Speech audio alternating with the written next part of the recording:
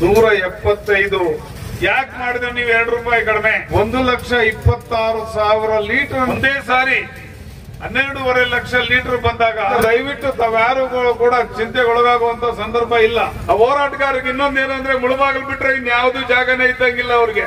ಕೋಲಾರ ಜಿಲ್ಲೆನಲ್ಲಿ ಮಾಡ್ಲಿ, ಜ್ವಲಂತ ಸಮಸ್ಯೆಗಳು ಬೇಕಾದಷ್ಟಿದೆ, ನಾವು ಕೂಡ ಸಪೋರ್ಟ್ ಮಾಡ್ತೀವಿ. ಮುಂದಿನ ದಿನಗಳಲ್ಲಿ ನಿಮ್ಗೆ ದರ ಜಾಸ್ತಿ ಮಾಡೋದಂತೂ ಗ್ಯಾರಂಟಿ ಅಂತ ಹೇಳ್ತಾ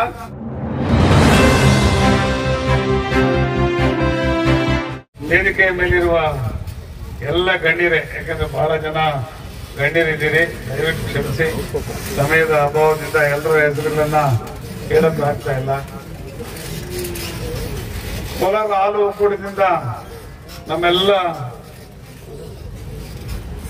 ಮ್ಯಾನೇಜರ್ಗಳು ಕೂಡ ಆಗಮಿಸಿದ್ದಾರೆ. ಅವರ ಹೆಸರುಗಳು ಎಲ್ಲರೂ ಹೇಳೋದಕ್ಕೂ ಕೂಡ ಕಷ್ಟ ಆಗ್ತದೆ.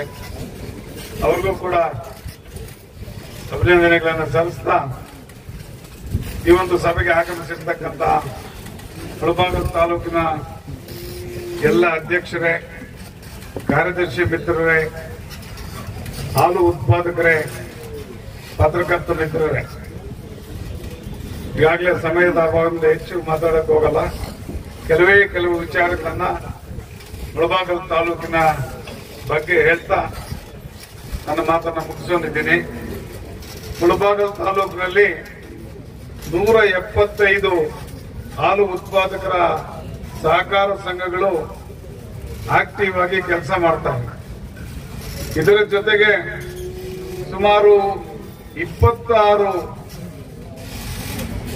ಸಬ್ ಪಾಯಿಂಟ್ಗಳು ಕೂಡ ನಮ್ಮ ತಾಲೂಕಿನಲ್ಲಿ ಕೆಲಸ ಮಾಡ್ತಾ ಇವೆ. ಇದಲ್ಲದೆ ಸುಮಾರು 30 ಡೈರಿಗಳು ಕೂಡ ನಿಷ್ಕ್ರಿಯ ಆಗಿದ್ದಲ್ಲೂ ಕೂಡ ಮುಳಬಾಗಿಲು ತಾಲೂಕಿನಲ್ಲಿ ಈ ವರ್ಷ ಎಲ್ಲ ವರ್ಷಗಳಿಗಿಂತ ಹೆಚ್ಚಾಗಿ ಹಾಲು ಉತ್ಪಾದನೆ ಮಾಡದಂತ ಒಂದು ಕೀರ್ತಿ ನಮ್ಮ ಹಾಲು ಉತ್ಪಾದಕರಿಗೆ ಸಲ್ತದೆ. ಗರಿಷ್ಠ ನಾವು ಈ ವರ್ಷದಲ್ಲಿ 1,26,000 ಲೀಟರ್ನ ನಾವು ಇವತ್ತು ಉತ್ಪಾದಿಸಿ ಒಕ್ಕೂಟಕ್ಕೆ ಕಳಿಸಿದ್ದೀವಿ ಅಂತಂದ್ರೆ ಅದಕ್ಕೆಲ್ಲರಿಗೂ ಕೂಡ ನಿಮಗೆ ನಾನು ಅಭಿನಂದನೆ ಸಲ್ಲಿಸಬೇಕಾಗುತ್ತೆ. ಬಂಧುಗಳೇ, ಕೋಲಾರ ಹಾಲು ಒಕ್ಕೂಟದಲ್ಲಿ 13 ಏನು ಈ 12.5 ಲಕ್ಷ ಲೀಟರ್ ಹಾಲನ್ನ ಈಗ ಉತ್ಪಾದನೆ ಮಾಡ್ತಾ ಇರೋದ್ರಲ್ಲಿ ನಮ್ಮ ಪಾಲು 1,26,000 ಇದೆ ಅಂತಂದ್ರೆ ನಿಜಕ್ಕೂ ಕೂಡ ನಮ್ಮ ಒಂದು ಕಾಂಟ್ರಿಬ್ಯೂಷನ್ ಏನಿದೆ ಅನ್ನೋದನ್ನ ಎಲ್ಲರೂ ಕೂಡ ಗಮನಿಸಬಹುದಾಗಿದೆ.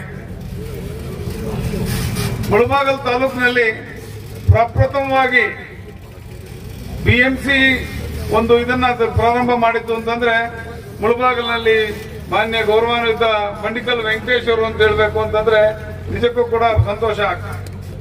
ಯಾವುದೇ ಹೊಸ ಒಂದು ಆವಿಷ್ಕಾರ ಬಂದರೂ ಕೂಡ ಅದನ್ನ ಮುಳಬಾಗಿಲು ತಾಲೂಕಿನಲ್ಲಿ ನಾವು ಮಾಡಿದ್ದೀವಿ.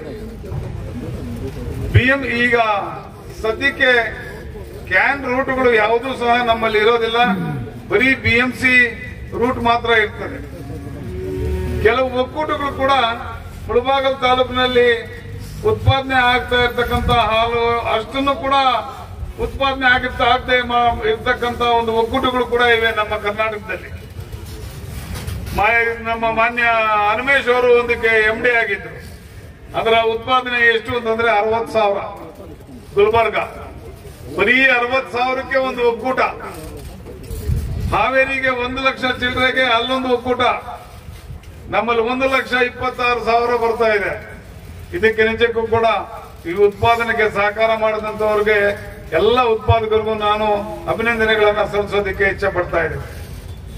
ಪ್ರಮುಖವಾಗಿ ನಿಮ್ಮೆಲ್ಲರ ಮನಸ್ಸಲ್ಲಿ ಒಂದು ವಿಚಾರ ಕೊರಿತಾ ಇರ್ತದೆ, ಏನ್ ಸ್ವಾಮಿ ನೀವು ರೇಟ್ ರಿಡ್ಯೂಸ್ ಮಾಡಿದ್ರಿ, ₹2 ಕಡಿಮೆ ಮಾಡಿದ್ರಿ, ಯಾಕೆ ಮಾಡಿದ್ರೆ ನೀವು ₹2 ಕಡಿಮೆ, ನಾವು ರೈತರು ಕಷ್ಟದಲ್ಲಿದ್ದೀವಿ ಅನ್ನೋ ಒಂದು ವಿಚಾರ ನಿಮ್ ಮನಸ್ಸಲ್ಲಿ ಈಗಾಗಲೇ ಬಂದು ಓಡಾಡ್ತಾ ಇರ್ತದೆ.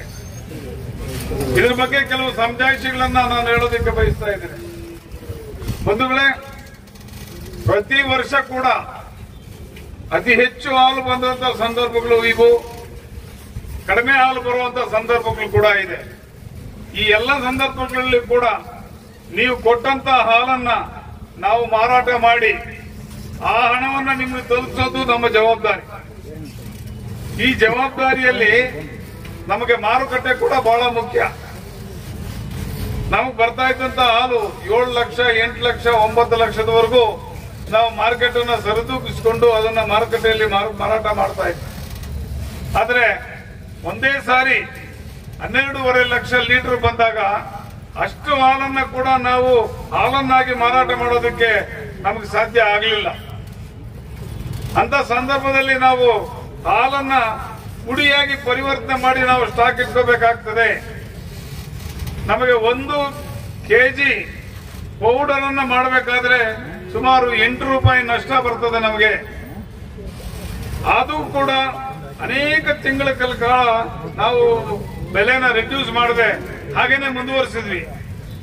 ಆದ್ರೆ ದುರಾದೃಷ್ಟ 18 ಕೋಟಿ ನಷ್ಟ ಆಯ್ತು. ತಿಂಗಳಿಗೆ ಸುಮಾರು 8 ಕೋಟಿ ರೂಪಾಯಿ ನಷ್ಟವನ್ನು ಅನುಭವಿಸ್ತಾ ಇದ್ದೀವಿ. ಈಗೇನು ಹಾಲು ದರ ಕೂತ್ಕೊಳ್ಳಪ್ಪ, ಏನು ದರವನ್ನು ಕಡಿಮೆ ಮಾಡಿದೀವೋ ಇದು ಬಹಳ ತಾತ್ಕಾಲಿಕ, ಇದು ಪರ್ಮನೆಂಟ್ ಅಲ್ಲ. ನಮ್ಮ ಒಂದು ಮಾರ್ಕೆಟ್ ಮತ್ತೆ ನಮ್ಮ ಒಂದು ನಷ್ಟ ಕಡಿಮೆ ಆದ ತಕ್ಷಣನೇ ಮತ್ತೆ ನಾವು ದರವನ್ನ ಜಾಸ್ತಿ ಮಾಡೋದಕ್ಕೆ ಪ್ರಾರಂಭ ಮಾಡ್ತೀವಿ. ಅದರಿಂದ ದಯವಿಟ್ಟು ತಾವ್ಯಾರು ಕೂಡ ಚಿಂತೆಗೊಳಗಾಗುವಂತ ಸಂದರ್ಭ ಇಲ್ಲ. ಏನು ಆಡಳಿತ ಮಂಡಳಿ, ನಮ್ಮ ಕೋಲಾರ ಆಡಳಿತ ಮಂಡಳಿ ಇದೆಯೋ, ನಮ್ಮ ರೈತರಿಗೆ ಅತಿ ಹೆಚ್ಚಿನ ದರವನ್ನ ಕೊಡಬೇಕು ಅಂತ ಹೇಳಿ ನಾವು ಈಗಾಗಲೇ ತೀರ್ಮಾನ ಮಾಡಿದ್ದೀವಿ. ಈ ಕಡಿಮೆ ಮಾಡಿರ್ತಕ್ಕಂತ ಒಂದು ವಿಚಾರ ತಾತ್ಕಾಲಿಕ. ಇದಕ್ಕೆ ಯಾರು ಕೂಡ ನೀವೇನು ಸೊಪ್ಪಾಗದೆ, ಅನೇಕರು ಕೆಲವರು ಇದ್ದಾರೆ ಬರೀ ಹೋರಾಟಗಾರರು ಅಂತ. ಆ ಹೋರಾಟಗಾರರಿಗೆ ವಾಸ್ತವಾಂಶ ಏನು ಅಂತ ತಿಳ್ಕೋಬೇಕು. ಆ ಹೋರಾಟಗಾರರಿಗೆ ಇನ್ನೊಂದೇನು ಅಂದ್ರೆ ಮುಳಬಾಗಿಲು ಬಿಟ್ರೆ ಇನ್ಯಾವುದೂ ಜಾಗನೇ ಇದ್ದಂಗಿಲ್ಲ ಅವ್ರಿಗೆ. ಎಲ್ಲ ಕೋಲಾರ ಜಿಲ್ಲೆ ಬಿಟ್ಟು ಹೋರಾಟಗಾರರೆಲ್ಲ ಮುಳಬಾಗಿಲು ತಾಲೂಕು ಇಳಿದು ಬಿಟ್ಟಿದ್ದಾರೆ. ಪಾಪ ಇವನ ಗೊತ್ತಾಗ್ತಾ ಇಲ್ಲ. ಆಯ್ನ ಮೋಸ್ಟ್ಲಿ ಕೋಲಾರಲ್ಲಿ ಯಾರು ಜನರು ಸಿಗ್ತಾ ಇಲ್ಲ ಅವ್ರಿಗೆ ಹೋರಾಟ ಮಾಡಕ್ಕೆ.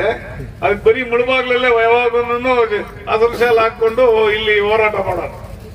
ಕೋಲಾರಲ್ಲಿ ಪಾಪ ಕೋಲಾರ ಜಿಲ್ಲೆನಲ್ಲಿ ಮಾಡ್ಲಿ, ಜ್ವಲಂತ ಸಮಸ್ಯೆಗಳು ಬೇಕಾದಷ್ಟಿದೆ, ನಾವು ಕೂಡ ಸಪೋರ್ಟ್ ಮಾಡ್ತೀವಿ. ಆದ್ರೆ ಬರೀ ಮುಳಬಾಗ್ಲು ಇಟ್ಕೊಂಡಿದ್ದಾರೆ, ಬಿಡಿ ಪಾಪ ಅವ್ರ ಇಷ್ಟ. ರೈತರಿಗೆ ಅನುಕೂಲ ಮಾಡೋದ್ರಲ್ಲಿ ಕೋಲಾರ ಹಾಲು ಒಕ್ಕೂಟ ಬಹಳ ಮುಂದೆ ಇದೆ. ಅನೇಕ ಸಬ್ಸಿಡಿ ಕಾರ್ಯಕ್ರಮಗಳಿದೆ. ಅದನ್ನೆಲ್ಲ ಹೇಳೋದಿಕ್ಕೆ ಈಗ ಸಮಯ ಇಲ್ಲದೆ ಇರೋ ಕಾರಣದಿಂದ ಅವೆಲ್ಲ ಹೇಳೋದಕ್ಕೆ ಆಗ್ತಾ ಇಲ್ಲ.